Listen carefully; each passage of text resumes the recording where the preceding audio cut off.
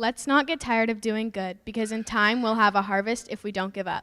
So then, let's work for the good of all whenever we have an opportunity, and especially for those in the household of faith.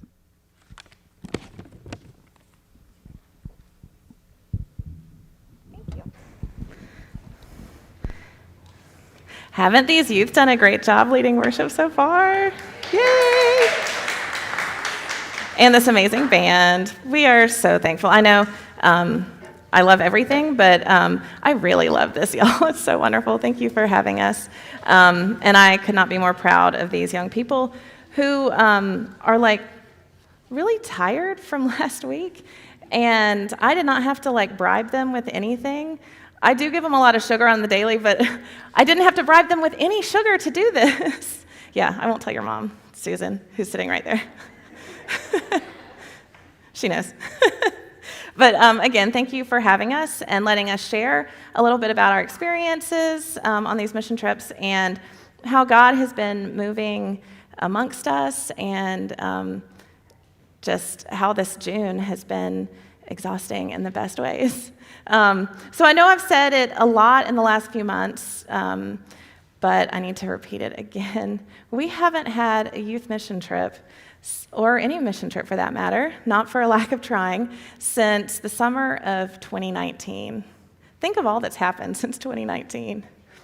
Man, and how many trips we've planned in our heads. A lot. The last few years, all of our worlds have been turned upside down due to the pandemic, and our youth ministry is definitely included in that. And we've been eager to get back out there and do some good in the world and to have some fun on a mission trip. And y'all, to say these trips were good is an understatement. If you don't believe me, I have some bags under my eyes that you can see, but they're happy. It's some happy lack of sleep that we enjoyed. Mid-June, we took a group of middle schoolers to my hometown in Brunswick, Georgia, and we had a whole bunch of middle schoolers and some really amazing adult volunteers. Some of our former youth who are now in college have volunteered to come with us, and one of our men had COVID in their household, and so 3 days before the trip, we were like, we need a screened adult to go with us who's fun. And so we called up John Gregory, and he didn't hesitate for a second. He said yes, and he jumped in the van with us, and we went to Brunswick with 16 middle schoolers. It was a lot of middle schoolers, and we slept on the floor in a church that has been through some trauma recently. They had a fire earlier in the year, and they've had to move to their annex, which used to be a car dealership where I bought my first car 20-some years ago. It's very interesting. It was very fun. But it's cool to see how this church in Brunswick has had to recalibrate how they do things, and God is still working and still doing good through ways that they never expected that they would be worshiping in the showroom of a former car dealership. And I never thought that I would be sleeping in the back room of a car dealership on a mission trip, right? But it was awesome. And they painted the ceilings black. It was the youth room, so like we got really good sleep because it was really dark in there. So it was really cool. Anyways, none of that was written down. But before the trip, people would ask, what are the projects that you're doing in Brunswick? And like, we don't really know the projects until the day before, 2 days before, because when we work with service organizations, a lot of times they have kind of an idea what you'll be working on, but it depends on the groups that come before you and also the weather, which in Brunswick, Georgia is kind of like here in Gainesville. Like, it could rain a whole lot or never, or be 100 degrees like the day we got there. It was the hottest day of the year so far. And so it kind of changed what the projects were. So I would say we might be painting. We might be doing some cleanup. Also, I'd say we're doing renewal, some renewal work. And I had no idea just how true that word was and how God helped us live into that word renewal on the middle school mission trip as well as the high school mission trip. So on the middle school trip, we spent one day at the Brunswick YMCA cleaning up, behind the YMCA on these beautiful trails that they have that have been in disrepair for the last 2.5 years plus. And it was really cool to see these middle schoolers like tearing down this old shed and like carrying it over to the truck and like cleaning stuff up that was pretty gross. And they complained a little bit, but like not as much as I would have complained, and I'm a grown adult. But they renewed this area that was in complete disrepair into an area that the YMCA can now use for upcoming tournaments when big groups come in, and also that the community can use. Another day, we worked with America's Second Harvest, which is a food bank, and one team went out into the community giving boxes of food out in a neighborhood, and another team worked restocking the warehouse. And we were able to be a part of a project that seemed much larger than us. A few days before, they had been at the Brunswick Mall, and they had given out like 5,000 boxes of food to people in the community. So, renewal, working with families who were in great need right now.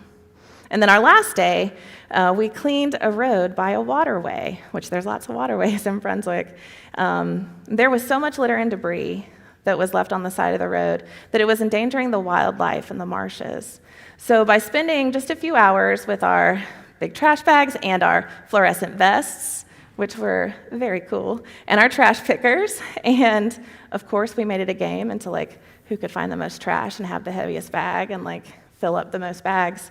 We cleaned up a lot of garbage that was harming wildlife as well as the marshes, and we were able to clean that ecosystem right there with just a little bit of time and some teenagers that wanted to do a little bit of good out in the community.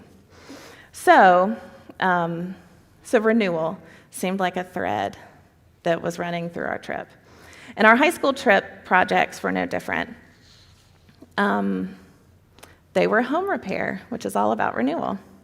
Our homeowners in Louisiana were Miss Doris and Miss Crawford, and they were the sweetest ladies. 2 women who had lost so much in Hurricane Katrina and a lot of other storms. I can't remember their names because there's lots of them in Louisiana. On one of the job sites, we replaced the roof of a shed, we reposted and fixed a fence, rerouted and fixed some gutters, and did some landscaping. Our team was outside, and y'all, we went through 9 bottles of sunscreen. And I didn't get sunburned until I went home to Georgia on July 4th. So I didn't get sunburned in Louisiana. I had to go back home to Georgia to get sunburned. Should have learned. But we were out in the hot sun and did a lot of good work. The other team was at a house replacing the living room floor. Like a lot of floor, all of it, like down to the grass kind of floor. The projects we worked on were fulfilling and they kept us busy. And just like the middle school trip, I kept thinking about this word renewal. Renewal was the thread that ran throughout our projects, and I felt renewal in our ministry as well. Part of what made the pandemic so difficult for me personally, and I think for our youth ministry, was the fear that we wouldn't be able to travel together ever again, maybe, or definitely not like it was.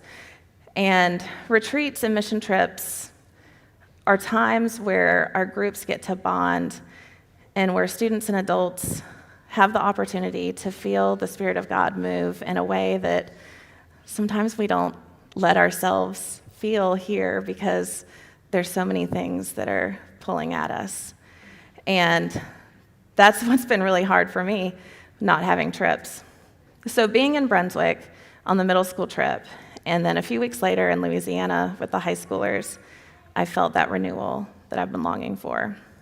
The last night of our high school trip, we had our group sharing time, and I was brought back to my first mission trip, the summer after I graduated from high school. And right now, even 20 years later, I can close my eyes and I can go right back there to this cement building in Highgate, St. Mary, Jamaica, in the hottest place I think I've ever been in my entire life, at a worship service where I felt the presence of God in a way that I'd never felt before. Worshiping with my friends, didn't know the songs, but it didn't matter. and I just felt God working. I can feel those feelings of that experience because I was able to go out into the world and do some good in a way and come back and be changed by it. And it changed me so much that I remember it. I was able to get away from so many things that held me back or held me down, and I let God move in and through me in a new way. And I got to do it with my friends. Obviously, it changed me. I never wanted to leave youth groups, so I get to do it for a living. It's the best. And so that's why we've been praying since 2019 that we could continue to have these experiences with our youth and that they could have these experiences for themselves. And so we want them to share some of them with you, some of the experiences with you. So we have Elliot and Nora Pancoast coming to share. There you go. Hi, I'm Elliot Pancoast, and I just got back from the mission trip. So when I first walked in to Miss Doris's house, I was on the group that replaced all the flooring. I remember walking in, and it looked really nice. She had just got a new vinyl flooring put down, but I could feel the floor bend underneath me when I stepped. It was very much not in the condition that it should be. And so after we, peeled up the tile that was there, and you took out the baseboards and did everything else that you have to do to be able to get to the bottom of floor, we were able to see what the water damage from the storms and Hurricane Katrina had done, and it was almost black. Just setting a hammer down sometimes in certain spots would cause the floor to bend and crack. So anyway, flash forward to Friday afternoon after about 3.5 days of hard work breaking through old floor, putting down plywood, putting down more plywood, putting down more vinyl flooring, doing everything you need to do. My team, so all 12 of us, were sitting eating lunch on what was mostly done floor, and we were just kind of reflecting on all the work that we'd done throughout the week. So one of the things that we were talking about was the amount of teamwork and the amount of work that we had all had to put together in order to finish this floor. I think one of the things that was said was, if I was sitting in this spot right now on Monday, I'd be on the ground. Through the floor, I would not be sitting here right now. It was just really so amazing to see how we were all able to come together. Most of us don't go to the same school, don't see each other maybe besides once a week on a Sunday night. And so we don't spend a whole lot of time together, but we were able to come together and grow as a community and a group and be able to finish something that was really cool. I know I'd never completely demolished and remade an entire floor before. So also another thing is that the community that we were able to create on the work site was followed us back into where we were staying and our evening activities and dinner and everything. And we were able to create community with another group that was with us from Lake Charles, Louisiana. There was about 5 or 6, there were 4 youth and 2 adults that came with us on the trip, or didn't come with us, they met us there. And those 4 youth were rising 6th graders. And we did not expect to be able to create such a strong community with them and within their group, but throughout the week we became one group. And just being able to get to know them and hear their stories, and some of us worked with them on the work sites, and just getting to know them was so inspiring, and hearing everything that they'd done. They just had a hurricane hit their church, so the work that we were doing was very meaningful to them. It was so impactful and empowering just to be able to work with them and get to know them. And when I say we were one group at the end, I really mean it. We were all dancing around on Friday night, and you'll see it in the video later, but it was it was such a great opportunity for me to be able to work together as a team and build something and learn how to use saws and drills and everything that I'd never done before, and then to also get to meet another group and be able to work with them and get to know them. And it was just such an amazing trip. So I think we have Nora, you want to come up? Thank you.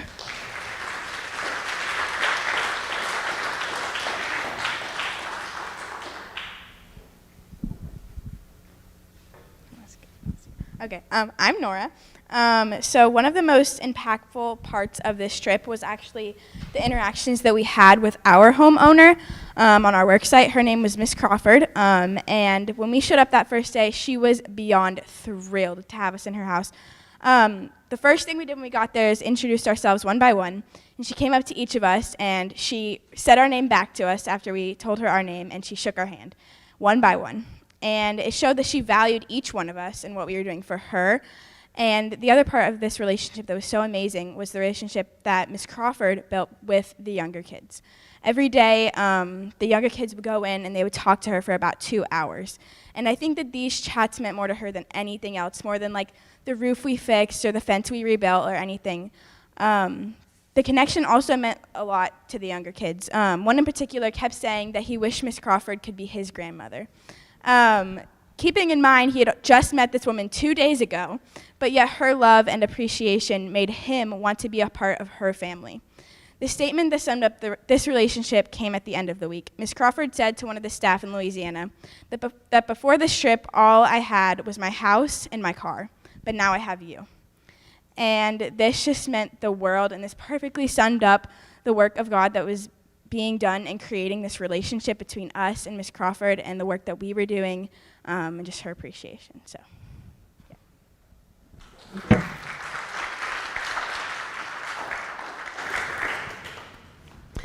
I think you can tell that we've been greatly blessed by this trip, and I was on the work site with Nora, and so my homeowner was also Miss Crawford, and she kept wanting to pay for some of the supplies or do things like that, and let me get on a payment plan. And the director was like, no, that's not part of the deal. We got it covered. All you have to do is be here. We want to be a blessing to you. And so when we left, we said our youth group benediction, the May the Lord bless you and keep you. And she said, thank you. And we prayed with her, and she said, well, all I can give you are my prayers and my blessing. And I feel like she definitely did. And so we're going to end the service after we show a video and sing a song. We're going to end also praying that blessing and hoping that that some of these experiences and the ways that God has moved amongst us can be a blessing that we all share, doing some good out there. So y'all want to see some pictures? We got a lot of them.